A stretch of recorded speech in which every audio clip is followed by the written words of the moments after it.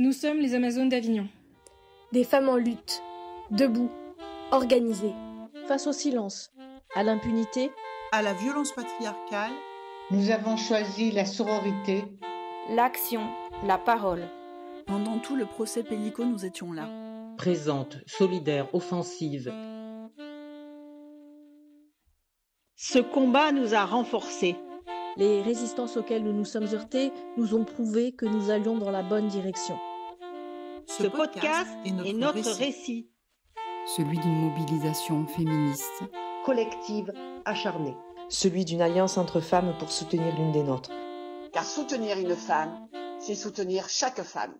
Nous voulons raconter ce que d'autres veulent effacer. Nos colères, nos stratégies et nos victoires. Nous sommes des militantes. Nous sommes des combattantes. Nous sommes des sœurs. Nous sommes les Amazones d'Avignon. Et ceci est notre histoire. Alors aujourd'hui, c'est Sarah que nous allons écouter. Sarah qui sera interviewée par Lilou et moi-même, Blandine. Est-ce que tu peux commencer par te présenter ? Oui, donc Sarah, j'ai 49 ans, je suis sur Toulouse. D'un point de vue plutôt féministe, je suis militante engagée depuis 2 bonnes années maintenant. Et j'ai commencé mon militantisme à Avignon. Dans les Amazones. Dans les Amazones, tout à fait. Donc le militantisme vraiment actif. En fait, je suis arrivée dans le féminisme actif il y a 2 ans, en faisant connaissance avec Blandine et Valentine lors d'une conférence qu'elles avaient faite à l'IUT où j'étais enseignante. Ça a éveillé en moi plein de choses en fait, parce que les termes qui étaient utilisés, je les ressentais en fait. Il y avait beaucoup de choses que je vivais mais sans pouvoir mettre les mots dessus. Et je suis allée à une des réunions et c'est comme ça que j'ai fait connaissance avec le groupe des Amazones et auquel j'ai adhéré tout de suite aux valeurs radicales du féminisme radical. Je me suis retrouvée complètement là-dedans et ça m'a créé d'ailleurs un espace de sororité qui m'a permis après de m'épanouir aussi dans plein d'autres domaines finalement, parce que je me suis sentie très sécurisée par ce groupe. Déjà d'un point de vue identité, j'ai pu mettre des mots sur des choses que je ressentais de ma pratique du féminisme et de mon vécu personnel aussi. Et ça, c'était hyper, moi, ça m'a soulagée en fait d'arriver à mettre des mots sur tout ça et de comprendre les faits de société. Et en fait, ça m'a mis en confiance dans plein d'autres domaines aussi d'activité. Enfin voilà, moi, ça a vraiment eu une résonance. Ouais, c'est ça, dans plein de domaines de ma vie, tout ça. Et j'y ai trouvé ma place, clairement. Comment, toi, tu te reconnais dans les valeurs justement féministes radicales et comment t'as appris ou découvert qu'est-ce qu'elles impliquaient concrètement dans le militantisme ? Moi, dans les valeurs du féminisme radical, la première chose qui m'a vraiment concernée, dans laquelle je me suis reconnue, c'est la partie domination masculine de notre société, donc le patriarcat, très clairement, et de pouvoir y mettre les mots dessus, parce que moi, je me suis aperçue en fait que j'avais été élevée dans les valeurs patriarcales, mais j'ai envie de dire comme beaucoup de femmes aujourd'hui, mais ça, c'était en dissonance avec ce que je ressentais. Donc, il y a vraiment cet aspect-là patriarcal, domination masculine, moi, qui me choque profondément. Et après, il y a vraiment la partie sororité, en fait, que j'ai retrouvée dans le féminisme radical. Donc ça, c'est la deuxième valeur importante pour moi. Et puis après, dans le féminisme radical, moi, la valeur qui me tient à cœur et que j'essaye de mettre quand même encore en œuvre comme je peux, c'est la partie militantisme activiste. Tout à l'heure, tu as dit que ça t'avait permis de changer des choses dans ta vie. Tu peux développer ? En fait, moi, je suis une maman monoparentale, mais vraiment dans le sens propre du terme, c'est-à-dire que j'ai élevé mon fils depuis qu'il a 6 ans seul, mais complètement seul. Le papa est parti, donc j'ai dû prendre des décisions toujours toute seule. Et en fait, c'est un rôle que j'avais du mal à assumer d'un point de vue sociétal, clairement. C'est pas que c'est pas bien vu, mais bon, les gens autour, ils abordent ça comme si c'était juste normal, en fait. Enfin, il y a des non-dits autour de cette situation. Et moi, c'est vrai que le féminisme m'a permis, en fait, de me dire, déjà, bravo à toi, ma fille, ma femme, d'avoir réussi à mener ça toute seule, parce que je me suis retrouvée avec des femmes qui, elles, reconnaissaient quand même le courage qu'il faut par rapport à ça. Et le féminisme m'a aussi fait prendre conscience qu'on pouvait vivre aussi sans hommes. Parce que pendant longtemps, j'avais l'impression de pas être normale dans la société, en fait, du fait que j'étais seule avec mon garçon. J'ai jamais trop recherché à refaire ma vie, comme on dit. Alors, j'aime pas trop le terme, mais voilà, c'était les termes qui étaient employés dans mon entourage. Parce que finalement, je trouvais que je menais très bien ma barque seule aussi. Et donc, le féminisme m'a permis vraiment de me dire, mais non, ça peut se faire. Et en plus, c'est reconnu par plein de femmes et tout. Et donc, ça m'a permis aussi de me sentir vraiment à l'aise dans cette position. Et c'est d'ailleurs ça qui m'a fait venir aux réunions au début d'Amazon. C'est parce que je cherchais aussi un groupe qui pouvait me comprendre sur cet aspect-là. C'est super touchant en fait ce que tu dis. Moi, ça fait hyper plaisir parce que en fait les femmes sont toujours trop quelque chose, pas assez quelque chose. Elles se définissent toujours par rapport aux hommes. Enfin, on les définit toujours par rapport aux hommes. Et en fait, ce que tu dis, c'est que finalement, tu t'es émancipée de tout ça, quoi. Alors complètement, hein, je me suis totalement déconstruite des attentes que pouvait avoir la société de moi vis-à-vis d'un homme, effectivement. Et c'est vrai que c'est le féminisme qui m'a aidée. Hein. Le groupe, hein, très honnêtement aussi, hein, le groupe des Amazones. Hein. Et voilà. Et donc aujourd'hui, moi, je l'assume totalement. Je dis, ben voilà, mon fils, je l'ai élevé seul, j'ai réussi à le faire seul, et je suis plutôt fière de ça. Alors qu'avant, j'avais tendance en plus, aujourd'hui, il a eu son bac avec mention. C'est quand même un grand jour aujourd'hui. Oui. C'est chouette, non mais c'est vrai. Hein. Après, la sororité, c'est aussi prendre en compte la situation de chaque femme, de ce qu'elle vit et pourquoi. Et d'ailleurs, clairement, les familles monoparentales, on a toujours des questions de domination masculine derrière. Je veux dire, l'homme, il peut partir, et la femme, elle reste avec les enfants. Hein. Oui, c'est ça. Et puis s'il y a un problème, ça vient naturellement de la femme, en fait, alors qu'on s'est rarement évoqué le fait que ce soit l'homme qui est parti. Et puis c'est la faute de la femme si elle retrouve pas un homme en fait. Il y a ça aussi, moi je trouve qui est assez prégnant. Alors c'est souvent des non-dits, mais bon on le sent quand même beaucoup comme ça.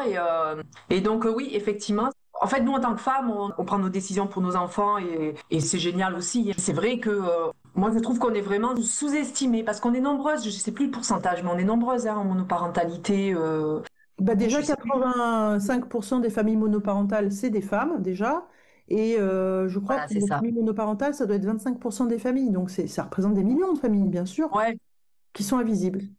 Voilà, c'est totalement invisible. Et après, bon, on va pas rentrer dans les trucs d'administration, mais c'est vrai que c'est à la femme qu'on va supprimer en premier une allocation, un truc comme ça, si monsieur ne paye pas. Il y a plein de choses qui sont encore très mal faites et très mal reconnues, en fait. Et puis quand vous voulez acheter une maison, on vous demande si monsieur vient. Enfin, il y a vraiment toujours ce sous-entendu que on pourra jamais s'en sortir sans homme, quoi. Et moi ça m'a vraiment pendant longtemps ça m'a blessée parce que très souvent ça sous-entendait que in fine j'arriverais pas à mener l'éducation de mon fils au bout parce qu'il n'y avait pas d'homme. Et les hommes se régalent de vous faire remarquer que quand on a un fils, il a besoin d'un repère de père. Et surtout, ça leur permet de baisser le niveau d'exigence. Hein. C'est-à-dire qu'on est supposé avoir tellement besoin d'un homme qu'on prend n'importe quelle crevure qui passe et c'est bon.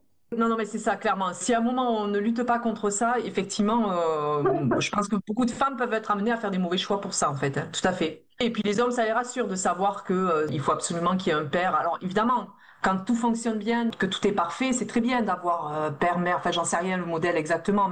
Mais quand c'est pas le cas, que moi je préfère très franchement être seule qu'avec un homme qui va me dire comment je dois faire ma vie.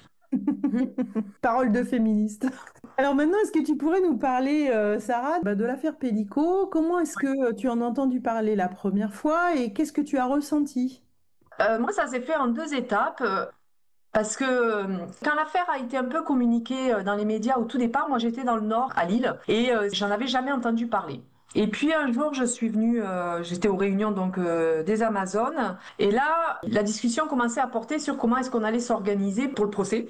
J'ai écouté ça, je m'étais dit, il faut absolument que j'aille voir le fond de cette histoire parce que effectivement, j'en avais pas entendu parler. Je pense que dans le reste de la France, finalement, comme c'était un fait divers, comme ça a été d'ailleurs même relayé au début du procès, j'avais dû passer à côté. Et puis le deuxième temps fort vraiment que j'ai eu par rapport à la connaissance du procès, c'est quand j'ai entendu le témoignage de Caroline Darian dans le podcast Transfert. Et là, en fait, j'écoutais son témoignage. Elle dit pas au début que c'est l'affaire Mazan, hein. Donc j'écoutais son témoignage et là, j'hallucinais complètement. J'étais sidérée. Je me rappelle, j'étais dans ma voiture, j'écoutais totalement sidérée de ce qu'elle racontait. Puis de fil en aiguille, je me suis dit, mais en fait, c'est le procès c'est l'affaire Mazan. Et alors là, il a eu aucun doute dans ma tête qu'à un moment, il allait falloir que je m'engage à suivre ce procès. Et j'avais la chance d'être dans le groupe des Amazones qui savait c'était un groupe qui savait on savait que vous alliez vous engager, etc. Et donc là, je me suis dit, mais je vais y aller à fond si je peux. Bon, après, ma vie a fait que je suis partie à Toulouse entre-temps, on va certainement en reparler. Et j'ai pas pu m'engager comme je voulais, mais vraiment, j'étais sidérée quand j'ai entendu son témoignage. C'était hallucinant, cette histoire. Du coup, tu nous as dit que tu as dû déménager à Toulouse avant le procès. Comment ça a impacté justement ton implication dans les mobilisations féministes avec les Amazones d'Avignon et à quelle action tu as participé? Au départ, ça a été très frustrant pour moi de partir, parce que alors, je suis partie, mais au moment du début du procès. Et donc, le moyen que j'avais après de suivre le procès, de m'engager, c'était de lire tout ce que vous faisiez, les Amazones, sur le procès. Donc, j'ai la chance d'être dans le groupe WhatsApp des Amazones, donc je suivais tout ce qui se faisait. Et puis, au début du procès, je suis venue au tribunal. Je suis venue une fois, mais en fait, moi, c'était viscéral en moi. Je m'étais dit, il faut absolument que j'y aille. Alors, c'est vrai qu'après, la distance fait qu'il y a des contraintes professionnelles. Je savais qu'après, j'aurais beaucoup plus de mal à me libérer. Mais là, sur cette fois-là, je me suis dit, il faut que j'y aille, en fait. Je peux pas ne pas y aller, en fait. Parce que ça m'avait tellement sidéré, cette histoire. Et puis, surtout, je trouvais hyper important d'apporter le soutien à Gisèle, en fait. Et moi, je le voyais vraiment comme quelque chose que j'avais envie de faire, mais pas pour moi, mais pour elle, pour être faire partie de l'audience, en fait. J'ai fait effectivement une journée au procès. Alors, quand je suis venue, moi, c'était en septembre, donc le procès venait juste de commencer. Ça faisait pas très longtemps que le procès était commencé, et à l'époque, il était médiatisé que par la presse étrangère. La presse française commençait tout juste à s'y intéresser. Et en fait, quand on est arrivé, donc c'est Blandine qui m'a accompagnée. Quand on est arrivé devant le tribunal, alors là, moi, ce qui m'a vraiment, encore une fois, sidéré, parce qu'il y a plein de choses sidérantes dans cette histoire, c'est de voir tous ces violeurs en liberté. Bah, alors ça, j'ai trouvé ça, les bras m'en sont tombés. Et puis, en plus, comme c'était le début du procès, ils étaient encore dans une posture très sûre d'eux, toute impunité, quoi. Franchement, il y avait zéro gêne, en fait, de leur part. Et de les voir tous réunis dans ce café en face du tribunal, qu'on cohabite avec eux comme ça. Et en fait, moi, j'ai pensé à Gisèle. Et c'est vrai qu'après, ça a été pas mal relayé dans les journaux, ça, et les Amazones ont beaucoup relayé. C'est cette situation complètement surréaliste de Gisèle qui traverse tous ces violeurs-là. 4 fois par jour. Mais oui, c'est ça. Et puis de savoir qu'elle était dans la pièce à côté avec eux, quoi. C'était hallucinant. Et moi, je suis tombée sur une journée où l'audience, c'était... on écoutait, en fait... un policier qui avait recueilli les témoignages, les dépositions de certains violeurs. Donc du coup, pendant la journée, il a relaté tout ce que leur avaient dit les violeurs. Et en fait, c'était assez... Enfin, clairement, c'était dur, parce que il relate ça avec tous les détails dont a besoin le tribunal. Et c'était juste hallucinant. On a envie de pleurer. On a envie de pleurer. En même temps, on est dégoûté par ces hommes-là. On a envie de pleurer pour Gisèle. On a envie de pleurer pour la totalité des femmes, parce qu'on se dit, mais comment des hommes peuvent être aussi ignobles. Enfin, ouais, vraiment, c'est d'un point de vue émotionnel, c'est quand même assez... Et en même temps, j'étais hyper alignée avec moi-même sur le fait d'être venue, quoi, parce que pour le coup, je savais que je pourrais pas le faire beaucoup et j'avais vraiment envie de le faire, quoi. Et puis après, effectivement, quand je suis rentrée à Toulouse, j'ai organisé une session de collage parce que je trouvais ça étonnant qu'on ne parle de ce sujet qu'à Avignon, finalement. Alors après, la presse l'a relayé d'un point de vue national, mais c'est vrai que dans les villes, il s'est rien passé, alors qu'on aurait pu manifester aussi devant des tribunaux, on aurait pu se regrouper entre féministes, parce que c'était une cause commune ou féministe, et il s'est rien passé. Donc moi, je suis effectivement, je suis allée faire des collages en soutien à Gisèle. Et, je l'ai fait parce que c'était essentiel pour moi de le faire, j'en avais besoin. Et puis en soutien aux Amazones aussi, parce que je trouvais qu'il y avait un investissement tellement important sur Avignon que ça me laissait perplexe qu'il n'y ait aucun relais ailleurs, quoi. Après, j'ai essayé d'en parler un peu en cours auprès de mes étudiants, mais la situation s'y prête pas toujours en fonction de mes matières, etc. Mais j'ai quand même réussi dans une classe à avoir la discussion avec eux sur le sujet, et j'en ai profité pour glisser les impacts du porno, qui ressortait quand même beaucoup dans le procès. Et bon, on sait qu'aujourd'hui les jeunes sont très friands, on va dire, d'utilisation porno, donc voilà. Et t'es revenue au mois de novembre aussi? Oui, je suis revenue le 25 novembre. Donc là, c'était dans le cadre, effectivement, d'un colloque dont le sujet était la pornographie, la prostitution filmée.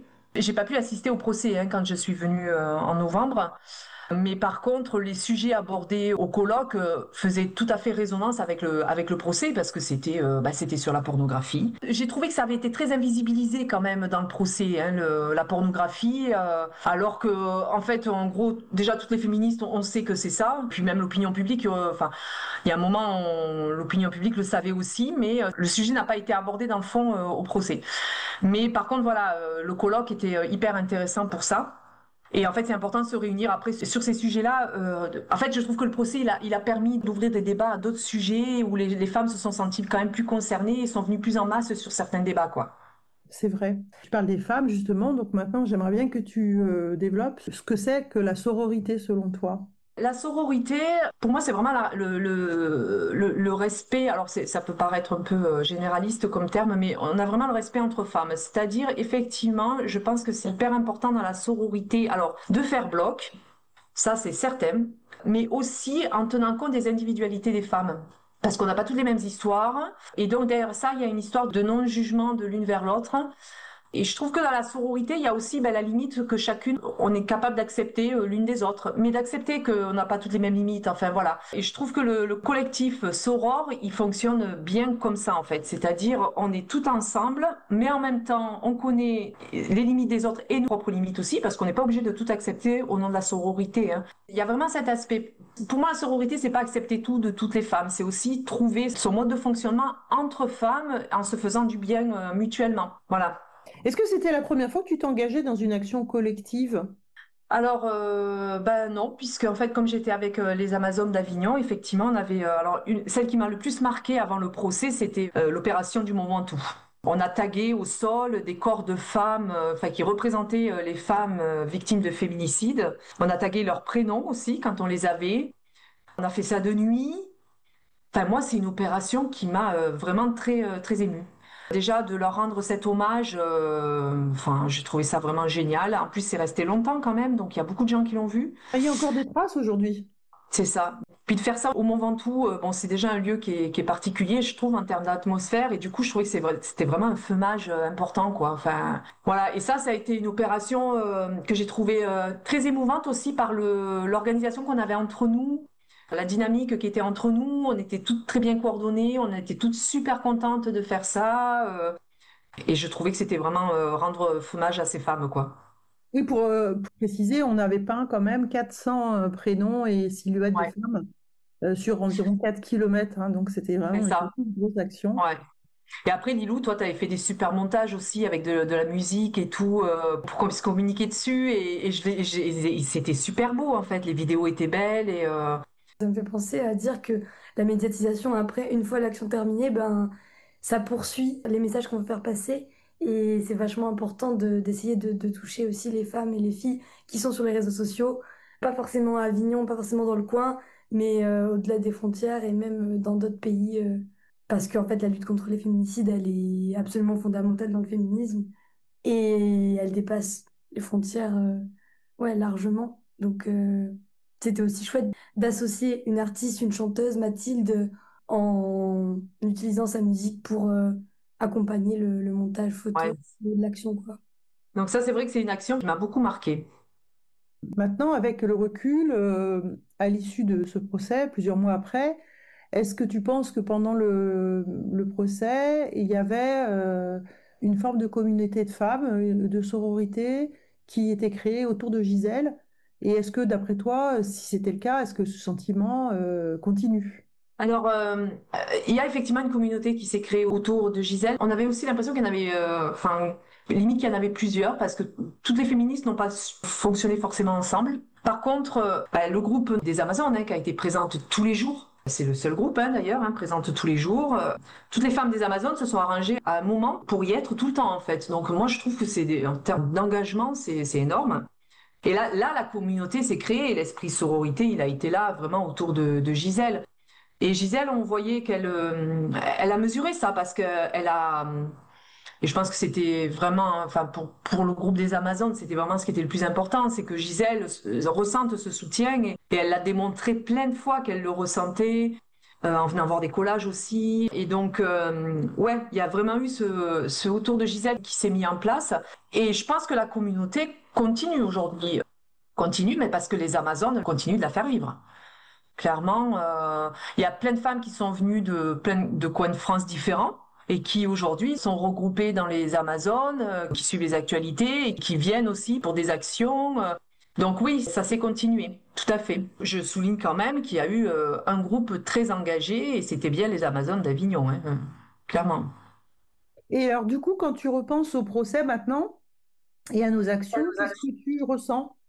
Alors moi, je suis très fière d'être des Amazones. Et puis en fait, on se dit qu'il y a toujours plein de trucs à faire. Donc, mais je suis contente de l'avoir vécu, ce procès, parce que Même si j'ai pas pu être là tout le temps, j'ai quand même vraiment beaucoup suivi, autrement que par les médias en plus, parce que j'étais dans les groupes, puis on avait des discussions entre nous. Gisèle, elle a quand même donné vraiment énormément à ce procès, et je pense que c'était rendre hommage à ce qu'elle donnait. Donc je suis fière d'avoir contribué à ça, et dès que je peux le placer dans une discussion, ce que le procès a apporté, les questions que ça a soulevées, je le place, parce que c'est ça nous a donné aussi une matière pour discuter autour de nous.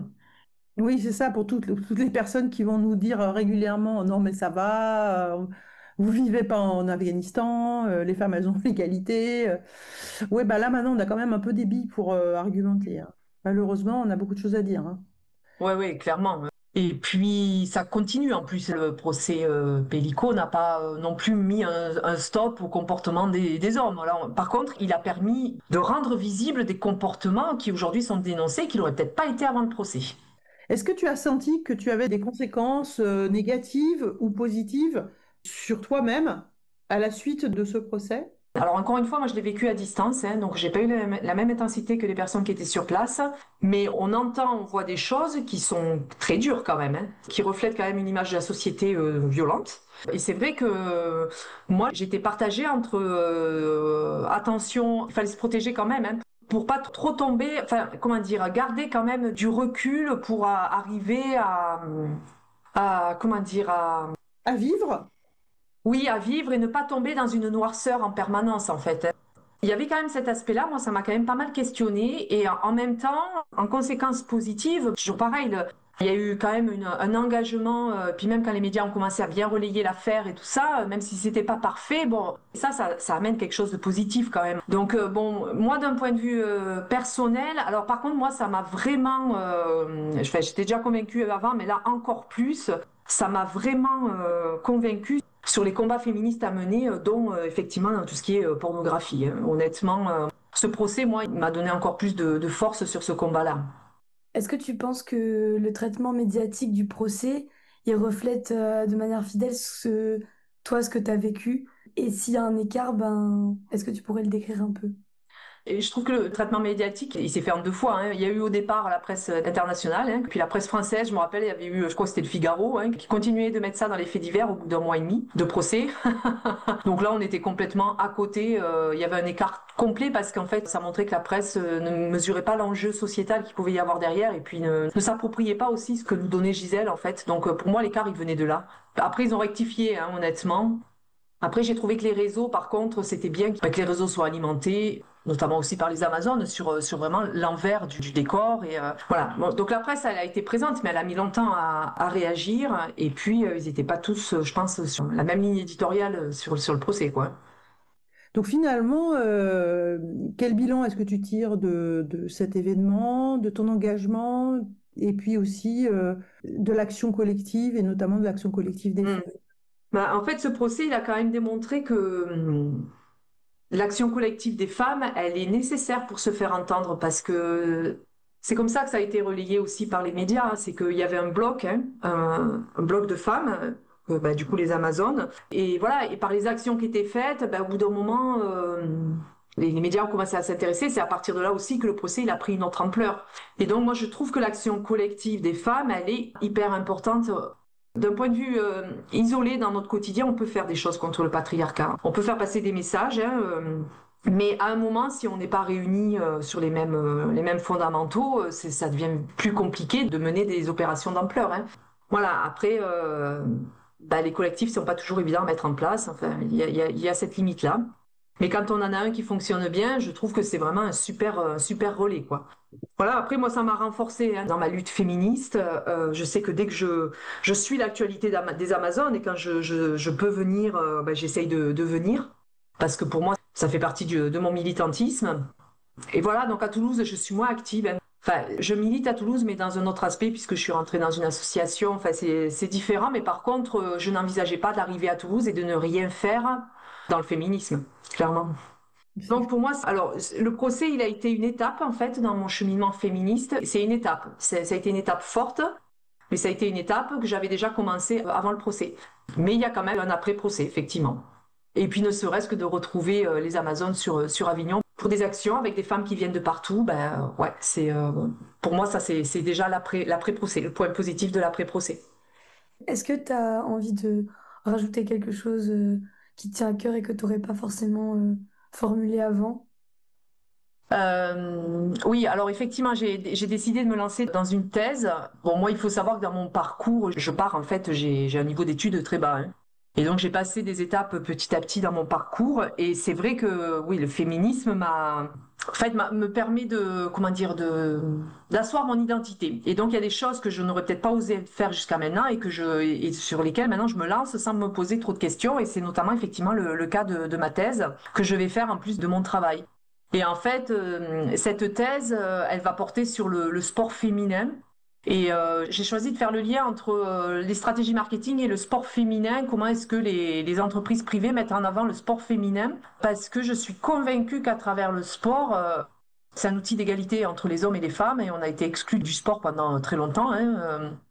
Et alors, en fait, ce que j'aimerais faire à terme de cette thèse, c'est que un jour, on vienne me consulter pour savoir comment est-ce qu'on doit mener sa politique de sport pour les femmes dans des clubs ou dans des entreprises, des marques, etc. Et ça, c'est une manière, effectivement, de porter un message féministe à travers le sport. Voilà. Et en fait, moi, j'ai pris les deux domaines qui me plaisaient, les femmes et le sport. Et je savais que je voulais faire quelque chose avec les femmes. Après, il fallait que je constitue un sujet qui soit dans mon cœur disciplinaire, on va dire. Mais ma clé d'entrée, c'était les femmes, effectivement. Et si je dois ajouter quelque chose, c'est vrai que moi, le féminisme, il m'a permis d'assumer totalement ma monoparentalité, mais dans le bon sens du terme, hein, d'être très à l'aise avec. Et parallèlement, c'est vrai que ça m'a permis aussi d'aller me questionner sur ma partie professionnelle. Et ça m'a mis en confiance pour tenter des nouveaux projets, des nouvelles expériences, et notamment, effectivement, de lancer cette thèse. Et je le fais parce que je suis convaincue que ça peut amener de la réflexion. Une thèse, c'est ça, hein, ça amène de la réflexion. Donc voilà, je voulais créer cette réflexion sur le sport et les femmes. Donc n'hésitez pas, quand on trouve un groupe dans lequel on est bien, ça rayonne sur plein d'autres domaines de notre vie, hein. Le féminisme, c'est un révélateur de talent. Ouais, c'est ça. C'est ça. Et ben c'est sur ces beaux mots qu'on va se quitter, Sarah. Merci beaucoup. Okay. Vous avez écouté Les Voix des Amazones d'Avignon, Justice pour Gisèle, Justice pour toutes. Notre voix pour la mémoire des luttes, notre sororité comme arme, notre force contre le patriarcat. Nous n'avons rien cédé et nous ne céderons rien. À bientôt pour un prochain épisode.